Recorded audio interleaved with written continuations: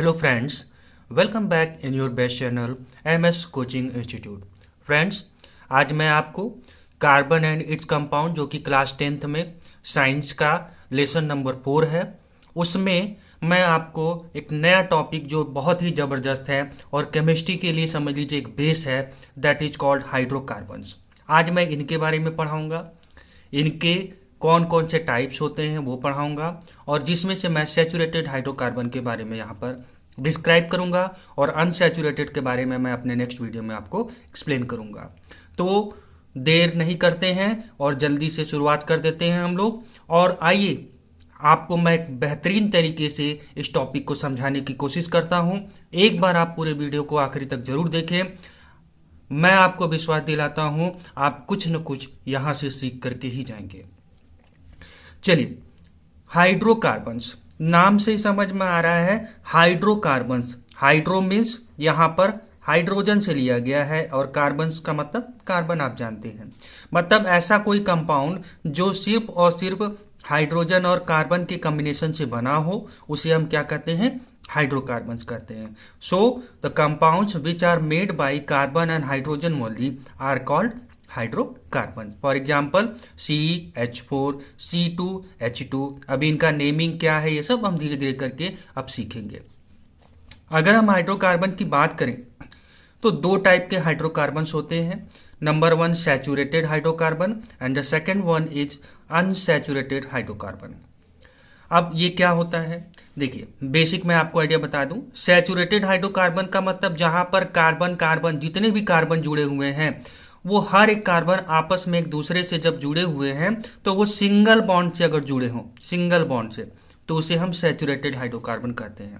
पर जब किसी एक जगह दो कार्बन के बीच में आपको डबल बॉन्ड दिख जाए या ट्रिपल बॉन्ड दिख जाए, तो आप तुरंत कहिएगा वो कौन सा हाइड्रोकार्बन है?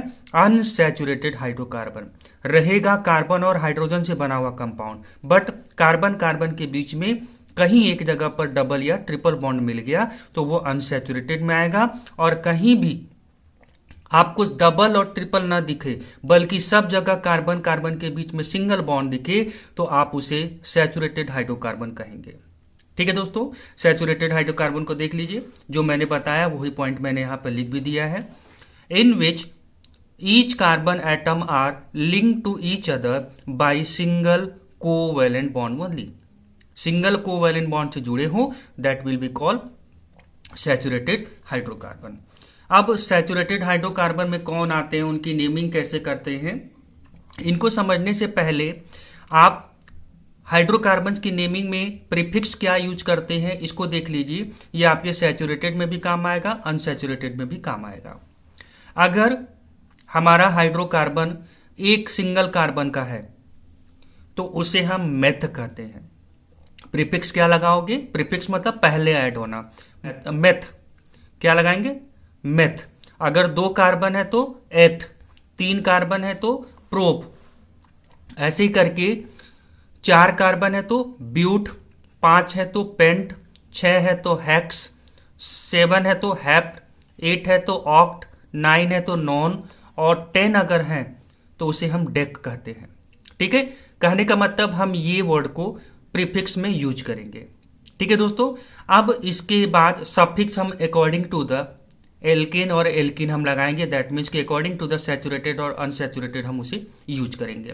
तो आज मैं आपको सैचुरेटेड हाइड्रोकार्बन में बताने जा रहा हूं। तो सैचुरेटेड हाइड्रोकार्बन का हमारा जो एग्जाम्पल्स आता है, एल्केन्स आते हैं। जितने भी हमारे एल्केन्स होते हैं वो सैचुरेटेड हाइड्रोकार्बन्स में आते हैं। ठीक है दोस्तों, जनरल फॉर्मूला की अगर बात करें एल्केन का तो होता है CnH2n+2, जहां पर स्मॉल n किसको रिप्रेजेंट कर रहा है? नंबर ऑफ कार्बन एटम्स को रिप्रेजेंट कर रहा है। और मैं आपको शॉर्टकट में बता दूं, एल्केन्स बनाते समय जितना भी कार्बन एटम होगा उसके 2 टाइम्स +2 कर दीजिएगा। मतलब कार्बन जितना भी होगा उसके 2 टाइम्स में +2 कर दीजिएगा, तो आपको नंबर ऑफ हाइड्रोजन मिल जाएगा और इस तरह से हमारा एल्केन बन करके तैयार हो जाएगा। अभी मैं 1 बाय 1 इनको एग्जाम्पल से समझाऊंगा तो आपको ये क्लियर हो जाएगा। एल्केन्स क्या है? Between the carbon atom single covalent bond is found. क्योंकि एल्केन्स हमारा सैचुरेटेड हाइड्रोकार्बन में आता है तो कार्बन कार्बन के बीच में सिंगल कोवैलेंट बॉन्ड होगा। नेमिंग कैसे करेंगे? प्रीफिक्स मैंने अभी जो बताया है ऊपर में कि नंबर ऑफ कार्बन एटम के हिसाब से आप जो है मेथ, एथ, प्रोप, ब्यू, पेंट इस तरह से ये करेंगे। और लास्ट में एन आप जो है एज ए सफिक्स यूज कर देंगे, आपका सैचुरेटेड हाइड्रोकार्बन एल्केन का नाम हो जाएगा। एक एग्जाम्पल के थ्रू इसे समझते हैं। जैसे मान लीजिए, मैं यहीं पर आपको समझाता हूं। जैसे मान लीजिए आपके पास है कार्बन 1, ठीक है। एक कार्बन का एल्कीन आपको एल्केन बनाना हो, एक कार्बन का एल्केन आपको बनाना हो तो कैसे बनाओगे? तो कार्बन 1 के लिए आपको जानते हो एक कार्बन है, अब कार्बन की वैलेंसी 4 होती है और आपको हाइड्रोजन ऐड करना, क्योंकि सैचुरेटेड हाइड्रोकार्बन आप बना रहे हो। तो हाइड्रोकार्बन जिसमें हाइड्रोजन और कार्बन हो और एक कार्बन का होगा तो क्या बनेगा? CH4। अब इसका नेमिंग कैसे करेंगे? एक कार्बन है तो क्या लगाएंगे? प्रीफिक्स मेथ, तो आप लिख देंगे मेथ।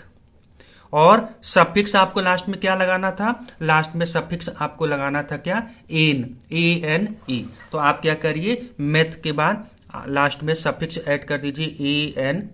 तो इस तरह से इसका नाम हो जाएगा मेथेन, METHENE, ऐसे बनता है।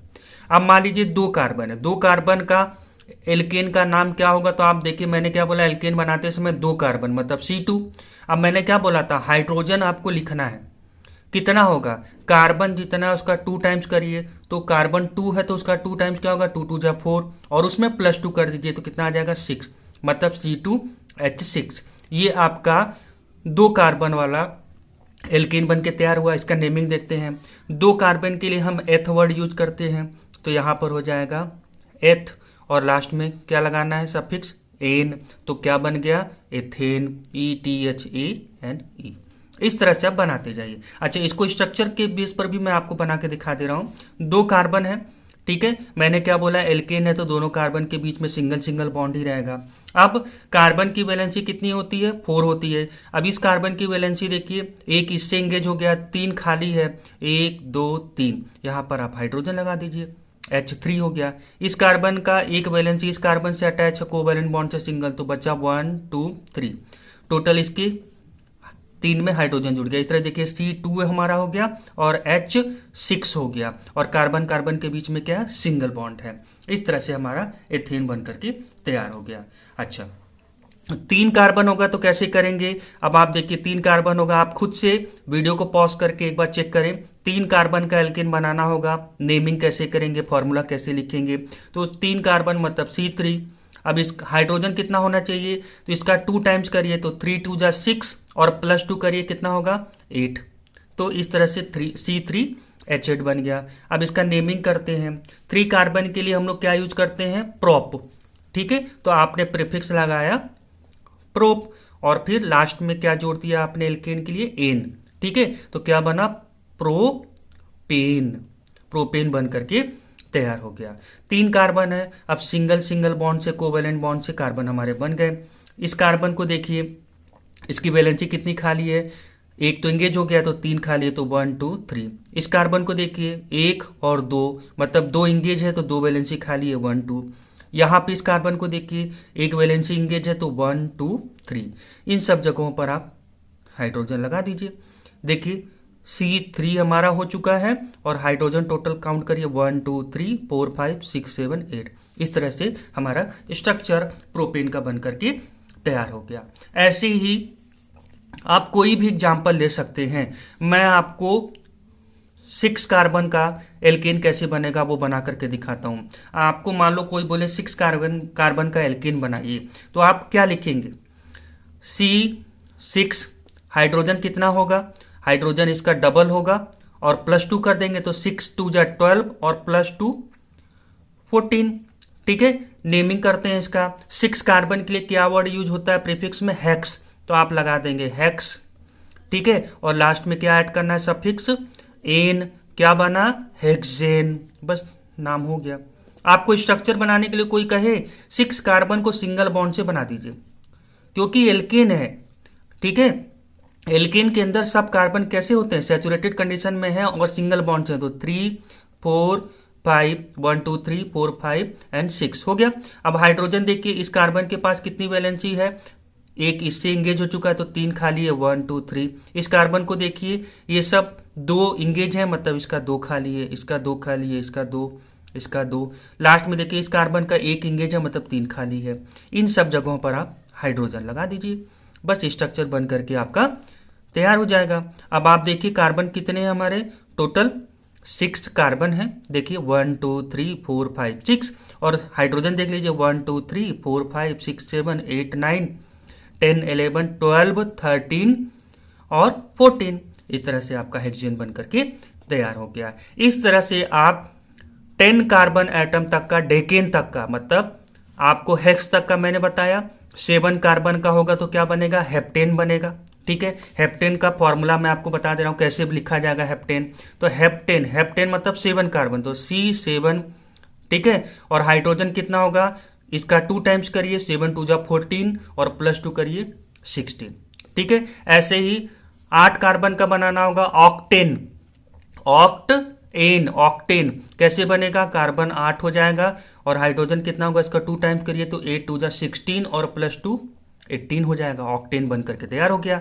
ऐसे ही नोनेन बनाना होगा तो कैसे बनेगा, कार्बन के नोनेन मतलब कार्बन कितने होंगे, 9 होंगे, तो C9। हाइड्रोजन कितने होंगे, इसके 2 टाइम्स करिए, 9 2 जा 18 और +2 20, बन गया नोनेन।